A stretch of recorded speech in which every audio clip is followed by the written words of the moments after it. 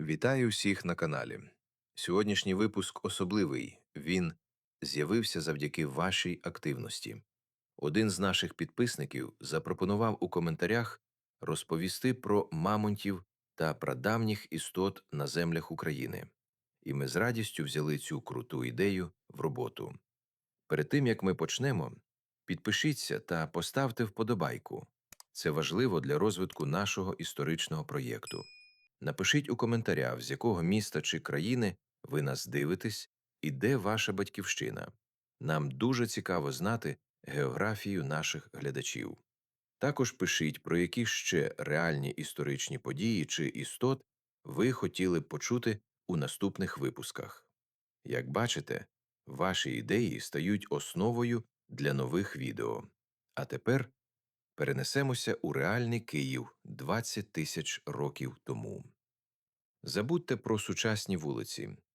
Уявіть світ вічної мерзлоти та безкрайнього тундростепу. Сьогодні я розповім вам справжню історію про те, як прямо під вашими ногами, у самому центрі столиці, колись панували гіганти льодовикового періоду – мамонти. Ми звикли, що Київ – це місто каштанів та стародавніх церков. Але чи могли б ви уявити, що прямо під вашими ногами, на глибині чотириповерхового будинку, прихована справжня доісторична таємниця? Перенесемося у 1893 рік. Археолог Вікентій Хвойка проводить розкопки на Київському Подолі. Він шукав сліди перших поселень, але те, на що він натрапив, на глибині понад 12 метрів, приголомшило весь науковий світ. Під шарами тисячолітньої глини почали з'являтися гігантські вигнуті бивні, масивні черепи та цілі скелети велетнів. Це була Кирилівська стоянка, одне з найвалійніших відкриттів у всій Європі. Тільки уявіть, тут знайшли рештки понад 60 мамонтів. Кістки лежали настільки щільно, що Хвойка описував це як величезний склад доісторичних дров. А ви як думаєте? Це було природне кладовище, куди мамонти приходили помирати тисячоліттями? Чи це результат одного грандіозного полювання наших предків? Напишіть прямо зараз, тут поруч у коментарях, яка теорія вам ближче, бо думки вчених розділилися і досі. Найбільше запитань викликали бивні з дивними глибокими подряпинами. Хтось бачить у них первісне мистецтво, а хтось – лише сліди від зубів хижаків. Але саме ці знахідки довели. Там, де зараз їздять київські трамваї, колись вирувало зовсім інше життя – суворе, величне і сповнене небезпек. Для того, щоб по-справжньому зрозуміти, чому мамонти обрали саме наші землі, потрібно уявити тогочасну Україну. Це не були густі ліси, до яких ми звикли сьогодні. Це був безкрайній, величний тундростеп, унікальна екосистема, яку вчені називають мамонтовими преріями. Трава тут була настільки поживною, що один дорослий мамонт міг з'їдати до 200 кілограмів рослинності за добу. Тільки уявіть, скільки часу вони витрачали просто на їжу – майже 20 годин на день. Вони були справжніми живими комбайнами льодовикового періоду, чия життєдіяльність підтримувала весь цей унікальний ландшафт. Життя гігантів складалося з постійних міграцій. Вони долали сотні кілометрів у пошуках свіжих пасовищ та води, і саме на території сучасної України, вздовж русел Дніпра та Десни, проходили їхні головні магістралі. Вони рухалися величезними родинними групами, де головною була найстаріша та наймудріша самка. Мамонти мали неймовірний соціальний інтелект. Вони піклувалися про поранених, допомагали молодняку і навіть могли впізнавати кістки своїх померлих родичів через багато років. Це були складні, емоційні істоти, які панували на цих землях тисячі років, створюючи величну картину дикого світу, який сьогодні ми можемо лише уявляти. Мамонт – це не просто великий слон у шубі. Це ідеально сконструйована машина для виживання в екстремальних умовах. Почнемо з того, що ми бачимо найпершим – їхньої шерсті. Вона складалася з 3 шарів, а довжина зовнішніх пасм могла сягати майже метра. Це був справжній бронежилет від морозу, який не пропускав вітер навіть при мінус 50 градусах. Але справжня магія ховалася під шкірою. Там знаходився шар жиру завтовшки до 10 сантиметрів. Цей жир був не лише утеплювачем, а й стратегічним запасом енергії на випадок суворої безводної зими. Крім того, на відміну від сучасних слонів, мамонти мали дуже маленькі вуха та короткий хвіст. Це була необхідна еволюційна хитрість, щоб мінімізувати втрату тепла та уникнути обмороження кінцівок. Найпотужнішою зброєю та інструментом мамонта були його бивні. У великих самців вони могли виростати до 4 метрів у довжину і важити майже 100 кілограмів кожен. Ці бивні були не просто прикрасою. Завдяки їхній вигнутій формі мамонти, як гігантські бульдозери, розчищали пласти снігу, щоб дістатися до їжі. Цікаво, що, як і люди бувають лівшами або правшами, мамонти теж частіше користувалися одним бивнем, через що він з часом стирався сильніше за інший.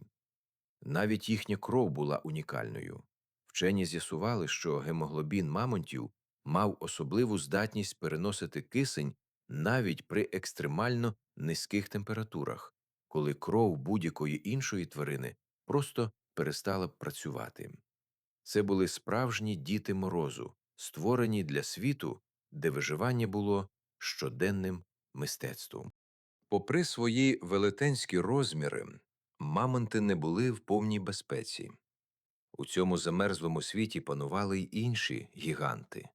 Головною загрозою для молодняку були печерні леви, на чверть більші за сучасних африканських родичів.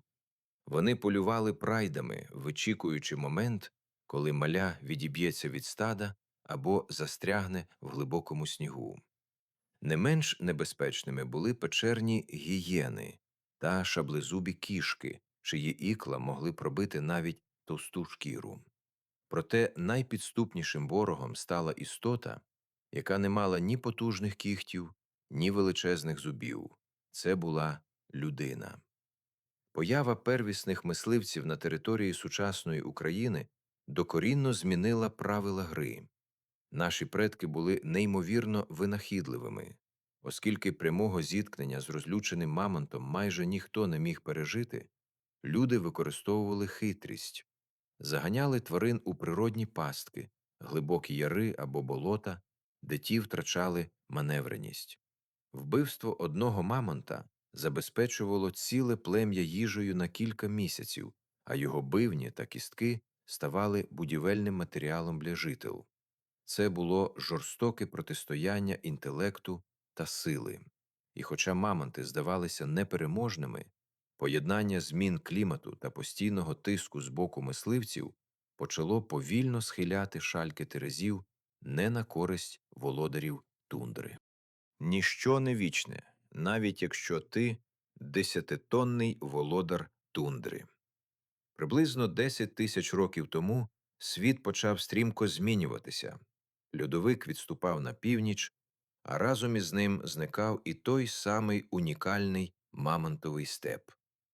На зміну поживним травам прийшли густі ліси та надмірна вологість ґрунтів, через що гіганти просто застрягали у непрохідних хащах.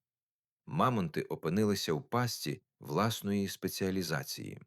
Їм потрібні були величезні відкриті простори, а світ навколо стискався, як шагренева шкіра. Стада ставали меншими, міграційні шляхи переривалися новими річками та гущавиною. Останні мамонти на території України зникли саме в цей переломний період, залишивши після себе лише кістки в річкових наносах та легенди, що передавалися з покоління в покоління.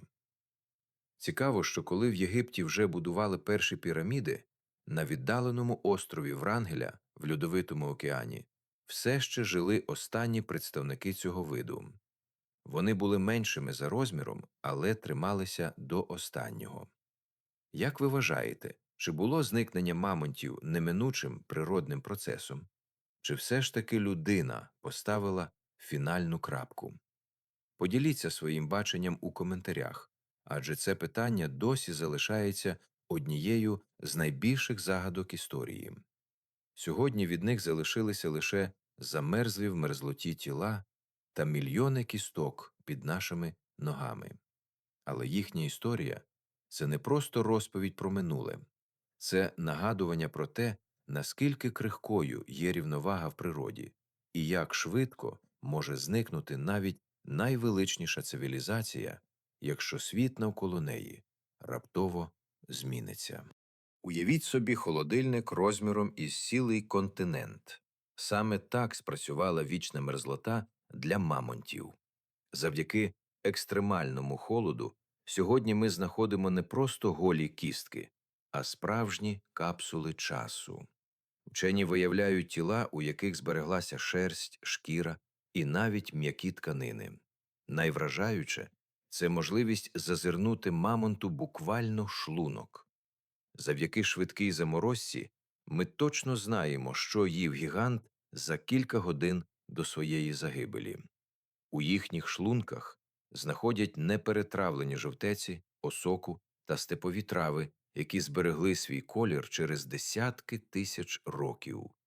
Це дає нам унікальний шанс відновити картину стародавнього світу з точністю до квітки на луці. Ці знахідки іноді виглядають лякаюче реалістично.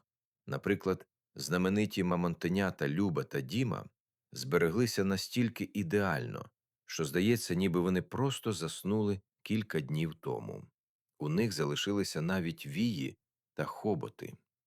Досліджуючи їх, біологи знаходять давні бактерії та віруси, які спали в крижаному полоні тисячоліттями. Але мерзлота не вічна. Глобальне потепління змушує лід танути, і стародавні гіганти починають буквально виходити із землі. Це породило цілу індустрію мисливців за бивнями, які шукають дорогоцінну давню кістку у важкодоступних районах Арктики.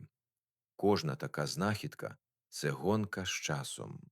Як тільки кисень торкається давньої тканини, вона починає стрімко руйнуватися, забираючи з собою нерозкриті таємниці льодовикового періоду. Сьогодні наука стоїть на порозі події, яка здавалася неможливою ще 10 років тому. Питання, чи зможемо ми повернути мамонта, вже не звучить як фантастика. Це питання найближчого часу. У сучасних лабораторіях, серед тиші та мерехтіння приладів, генетики збирають складний пазл минулого. Використовуючи ДНК, що тисячі років зберігалася у крижаному полоні вічної мерзлоти, вони намагаються буквально прокинути велетнів давнини. Але що, якщо мамонти – це лише початок? Їхнє повернення – це не просто науковий експеримент чи спроба створити живий музейний експонат. Це виклик нашому розумінню часу. Чи зможуть вони знову знайти своє місце у світі, який так невпізнанно змінився? Чи є у нас право втручатися в цей природний ланцюг, який був розірваний тисячоліття тому? Можливо, мамонти повернуться як символ. Символ того, що людство нарешті навчилося не лише руйнувати, а й виправляти власні помилки, берегти життя у кожному його прояві, від найдрібнішої клітини до могутнього мешканця степів. Історія мамонтів ще не закінчена. Вона триває прямо зараз. У лабораторних колбах, у наших сміливих мріях і у тій самій спільній пам'яті, що знову кличе нас у глибину віків. Історія мамонтів – це не просто суха хроніка зникнення одного виду в глибинах льодовикового періоду. Це велике дзеркало, у яке з острахом та цікавістю дивиться сучасне людство, намагаючись віднайти там власне відображення і зрозуміти міру своєї відповідальності за майбутнє планети. Кожна нова знахідка у вічній мерзлоті, кожен вцілілий клаптик шерсті чи розшифрована клітина ДНК стають для нас мовчазним нагадуванням. Ми не володарі природи, які мають право нею розпоряджатися, а лише її маленька, вразлива частина. Ми навчилися заглядати у минуле на десятки тисяч років, навчилися розкладати життя на атоми та генетичні коди, але чи навчилися ми по-справжньому цінувати те життєве розмаїття, яке маємо просто зараз? Мамонти залишили нам у спадок не лише масивні бивні та величні легенди. Вони залишили нам гіркий, але надважливий урок про те, як легко розірвати тонку, майже невидиму нитку життя, і як болісно важко, а часом і зовсім неможливо, спробувати зв'язати її знову. Сьогодні, коли лабораторії світу працюють над воскресінням цих гігантів, ми маємо поставити собі чесне запитання: а що далі? Можливо, справжня мета нашого великого пошуку полягає зовсім не в тому, щоб змусити велетнів знову ходити по землі на втіху публіці, а в тому, щоб ми нарешті навчилися слухати цей тихий, ледь вловимий шепіт давнини, щоб ми відчули трепет перед величчю природи і не дозволили її голосу замовкнути назавжди. Адже справжня історія не закінчується з останнім подихом останнього мамонта. Вона триває доти, доки живе наша пам'ять, і доки ми здатні відчувати цей зв'язок крізь тисячоліття. Якщо мамонти були володарями степів, то справжніми хранителями їхньої історії стали ті, хто жив поруч із ними – перші люди. Глибоко під землею, у темних лабіринтах печер, вони залишили нам свої послання, які не підвладні часу. Це не просто малюнки на стінах, це перші спроби людини усвідомити світ і своє місце в ньому. При світлі вогнища ці зображення оживали, перетворюючи холодний камінь на перші в історії кінотеатри. Чому вони малювали саме мамонтів? Чи був це магічний ритуал для вдалого полювання? Чи, можливо, глибока шана до істоти, яка давала їм усе – їжу, теплий одяг та захист від вітру? Дивлячись на ці лінії, викарбувані десятки тисяч років тому, ми відчуваємо неймовірний зв'язок. Це рука майстра, яка через віки торкається нашої душі, нагадуючи, що мистецтво і пам'ять – це те, що робить нас людьми. Ми проходимо крізь ці коридори часу, намагаючись розгадати символи, сенс яких, можливо, назавжди залишився у минулому. Але шепіт цих стін продовжує звучати. Він розповідає про страх перед величчю природи та про нестримне бажання залишити свій слід у вічності.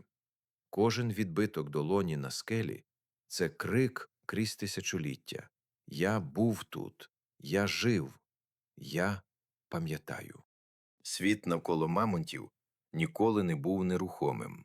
Велика крига, що здавалася вічною, почала свій повільний, але невідворотний відступ.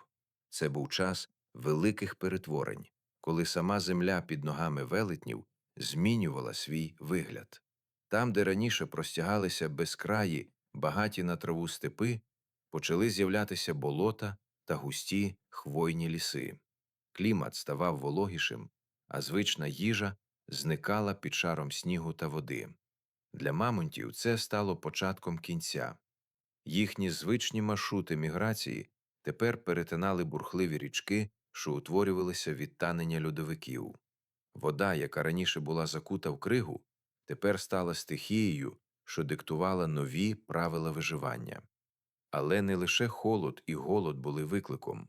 Разом зі зміною клімату змінювалися і мисливці.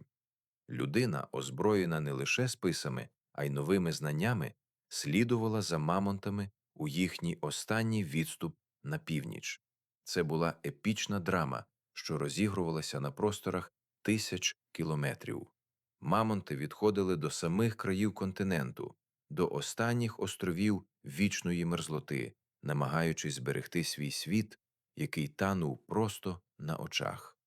І саме в ці драматичні моменти загартовувався характер і нашого народу, який вчився виживати в умовах, де кожен крок міг бути останнім. Ми спостерігали за занепадом гігантів, ще не знаючи, що скоро залишимося в цьому новому світі наодинці. Тисячоліттями вічна мерзлота тримала цих гігантів у своїх залізних обіймах, оберігаючи їх від руйнівної сили часу. Але сьогодні крига починає говорити. Те, що раніше здавалося лише міфами та скам'янілими рештками, раптом постає перед нами у вражаючій реальності. Знахідки мамонтів, що збереглися майже ідеально, з хутром, м'якими тканинами та навіть кров'ю в жилах, змушують серця вчених битися швидше. Це наче капсула часу, яка випадково відкрилася у наш час. Коли дослідники торкаються цієї рудої шерсті, яка все ще пахне стародавнім степом, межа між епохами стирається. Ми бачимо не просто скелет у музеї, а живу істоту, яка колись дихала цим самим повітрям. Вчені досліджують міст їхніх шлунків, знаходячи квіти та трави, які цвіли 30 тисяч років тому. Це справжній детектив минулого, де кожна клітина може розповісти про те, якою була наша планета до великих катастроф. Але ці знахідки приносять не лише відповіді, а й нові, тривожні запитання. Що ще приховано під товщою льоду, яка зараз стрімко тане? Які стародавні таємниці чи, можливо, загрози чекають на свій час? Дивлячись у скляні очі мамонтеняти, знайденого в мерзлоті, ми розуміємо – минуле нікуди не зникло. Воно просто чекало на момент, щоб знову нагадати про себе, змушуючи нас замислитися над крихкістю нашого власного світу. Сьогодні ми стоїмо на порозі події, яка ще вчора здавалася абсолютною фантастикою. Вчені з різних куточків планети, озброївшись технологіями редагування геному, працюють над амбітним проєктом – поверненням мамонта у наш світ. Це вже не просто мрії, а чіткі наукові протоколи. Використовуючи збережену ДНК та гени їхніх найближчих родичів, азійських слонів, дослідники намагаються відтворити ту саму легендарну істоту, яка колись була королем тундростепів. Але навіщо нам це потрібно? Невже тільки задля того, щоб побачити живий експонат у зоопарку? Насправді мета набагато глибша. Вчені вірять, що повернення мамонтів допоможе відновити екосистему Арктики. Ці гіганти працювали як живі інженери ландшафту. Вони ущільнювали сніг, не даючи ґрунту прогріватися, і сприяли росту трав. Їхнє повернення могло б сповільнити танення вічної мерзлоти та допомогти нам у боротьбі з глобальним потеплінням. Це спроба виправити помилки минулого за допомогою технологій майбутнього. Однак цей шлях сповнений етичних та технічних лабіринтів. Чи маємо ми право повертати вид, який зник тисячі років тому? Чи зможуть вони адаптуватися до сучасного світу, що так сильно змінився? І чи не стане цей експеримент небезпечною грою у Творця? Воскресіння мамонта – це не просто біологічний прорив, це серйозний іспит для людства на зрілість та відповідальність. Ми намагаємося дотягнутися до зірок, але, можливо, найважливіше відкриття чекає на нас тут, у спробі повернути життя тому, що ми вважали втраченим назавжди. Але поки вчені в лабораторіях розгадують генетичні коди, людська уява тисячоліттями створювала власну історію мамонтів. Для наших предків, які знаходили величезні бивні та кістки, що виринали з-під землі після сувів чи повеней, ці істоти ніколи не вмирали остаточно. Вони перетворилися на міфи, ставши частиною темного підземного світу. Багато народів вірили, що мамонти – це велетенські істоти, які живуть глибоко під землею, прокладаючи собі шлях могутніми бивнями, наче кроти. Казали, що вони гинуть, щойно торкнуться сонячного світла або відчують подих свіжого вітру. У легендах північних народів мамонт поставав як земляний олень або дух охорони з підземель, чиї кроки викликали землетруси, а дихання – густі тумани над річками. Ці розповіді не просто вигадки. Це відгомін реальних зустрічей людини з гігантським минулим, спроба пояснити незрозумілу велич того, що залишилося від королів степів. Ми зазирали у ці порожні очниці знайдених черепів і бачили там не просто смерть, а магічну силу, що пов'язувала наш світ із світом духів. Сьогодні ми називаємо ці легенди фольклором, але в них прихована глибока істина, повага і трепет перед тим, що більше за нас. Мамонт залишається з нами не лише в генах чи музейних вітринах, а й у самому корінні нашої культури.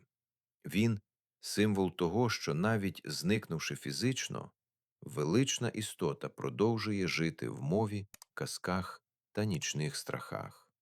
І, можливо, саме цей міфічний образ і є тим самим невидимим містком, який не дає нам забути, ким ми були і куди ми йдемо. По всій планеті, від засніженого Сибіру до берегів нашого Дніпра, існують місця, які вчені називають кладовищами мамонтів. Це справжні долини кісток, де в одному місці лежать рештки десятків, а іноді й сотень гігантів. Коли перші дослідники натрапляли на такі масові захоронення, вони були шоковані. Що могло вбити стільки могутніх звірів одночасно? Чи була це раптова природна катастрофа? Чи, можливо, ці стіни з кісток – результат стратегічного полювання наших предків? Деякі з цих місць виявилися природними пастками. Мамонти, намагаючись перейти річку під час відлиги, провалювалися під лід або ставали жертвами стрімких потоків, які за лічені хвилини ховали під собою цілі стада. Але є й інші локації, де кістки мають дивні сліди. Там мамонти ставали частиною перших архітектурних експериментів людини. Стародавні мисливці використовували величезні щелепи та бивні для будівництва своїх жител, створюючи справжні кістяні фортеці. І ось тут виникає найцікавіше питання, над яким вчені сперечаються десятиліттями. Як ви вважаєте, чи могла людина того часу справді полювати на таких гігантів у таких масштабах? Чи ми просто знаходили їх уже загиблими і використовували те, що дала природа? Напишіть свою думку в коментарях. Мені справді цікаво, що ви думаєте про цю стародавню стратегію виживання. Кожне таке кладовище – це застигла сцена з минулого, яку ми намагаємося розгадати сьогодні. Це нагадування про те, що навіть найсильніші істоти на планеті безсилі перед стихією або злагодженою волею мисливців. Ми дивимося на ці гори білих кісток і намагаємося зрозуміти, чи був це фінал їхньої епохи, чи початок нашої. Ми звикли думати, що мамонти зникли у глибоку давнину, задовго до появи перших цивілізацій. Але історія має свої дивовижні секрети. Тільки уявіть, коли в давньому Єгипті вже зводили перші великі піраміди, а людство активно освоювало металургію та письмо, на далекому острові Врангеля, затиснутому в лещатах Крижаного океану, все ще чути було важке дихання останніх мамонтів. Це був справжній загублений світ, де час немов зупинився, на тисячі років. Відрізані від материка підняттям рівня океану, ці мамонти стали останніми представниками свого роду. Вони були помітно меншими за своїх велетенських предків, своєрідні карликові мамонти, які пристосувалися до обмежених ресурсів острова. Поки на іншому кінці світу люди вже створювали перші держави, ці самотні гіганти доживали свій вік серед скель та снігів, навіть не підозрюючи, що вони останні з роду королів. Чому ж вони зникли саме тоді? Вчені досі сперечаються, чи була це генетична втома через ізоляцію, чи раптова зміна клімату, а можливо, перша людина, яка нарешті дісталася цього далекого острова. У будь-якому випадку острів Врангеля став останньою сторінкою в епічній книзі життя цих істот. Це була тиха і сумна фінальна сцена величного спектаклю, який тривав мільйони років. Мамонт пішов фізично, але він залишив нам щось набагато більше, ніж просто кістки в музеях. Він став частиною нашої ДНК, не біологічної, а культурної. Подивіться навколо. Образ цього волохатого гіганта супроводжує нас з дитинства. Для когось це символ незламної сили, для когось зворушливий герой мультфільмів, а для когось величний привид минулого, що нагадує про крихкість життя на землі. Чому саме він? Можливо, тому що в його образі ми бачимо відображення самих себе, істот, які борються з холодом і часом, намагаючись залишити свій слід. Сьогодні ми створюємо картини, знімаємо кіно та пишемо книги про мамонтів, намагаючись заповнити ту порожнечу, яку вони залишили в степах тисячі років тому. Це дивовижне почуття ностальгії за часами, в яких ми ніколи не жили. Мамонт вчить нас поваги до минулого. Він нагадує, що велич не вимірюється лише розмірами, а тим впливом, який істота справляє на серця інших навіть через віки після свого зникнення. І ось тут мені дуже цікаво почути вас. Який образ мамонта вам ближчий? Чи бачите ви в ньому могутнього володаря природи, чи сумного самотнього мандрівника, який просто не встиг за часом? Ваші думки в коментарях допомагають нам краще зрозуміти, чому ця історія досі так сильно відгукується в кожному з нас. Ми продовжуємо вивчати їхні сліди, але насправді ми вивчаємо самих себе. Мамонт – це дзеркало, в якому ми бачимо і свої помилки, і свої надії. Він не просто експонат, він жива частина нашої спільної історії, яка ніколи не закінчиться, поки ми про неї пам'ятаємо. Історія мамонтів – це не просто розповідь про минуле. Це важливий урок для всіх нас. Вона показує, наскільки крихким є світ навколо. Здавалося б, ці гіганти панували на планеті тисячі років і нікого не боялися. Але коли клімат почав стрімко змінюватися, а поруч з'явився новий сильний мисливець – людина, усе змінилося назавжди. Це нагадування. Навіть наймогутніші істоти можуть зникнути, якщо руйнується їхній дім. Сьогодні ми бачимо схожі речі. Тануть льодовики, сохнуть річки, а багато тварин опиняються на межі виживання, як колись мамонти. Вивчаючи їхню долю, ми вчимося бачити небезпеку вже зараз. Мамонти залишили нам не лише кістки в землі, а й розуміння нашої відповідальності. Ми – перше покоління, яке має силу і знання, щоб не допустити таких трагедій з тими, хто живе поруч із нами сьогодні. Ми не можемо повернути час назад і врятувати мамонтів, але ми можемо змінити майбутнє для тих, хто ще з нами, від слонів у саванах до великих китів в океанах. Кожна знахідка в наших степах – це привід зупинитися і подумати. Ми всі частина одного великого ланцюга життя. Історія мамонтів закінчилася, але наша з вами історія ще триває. І тільки від нас залежить, якими будуть її наступні сторінки. Але що, як історія мамонтів ще не закінчена? Сьогодні наука підійшла до межі, яка раніше здавалася фантастикою. Вчені по всьому світу працюють над проектами з деекстинкції, тобто відродження вимерлих видів.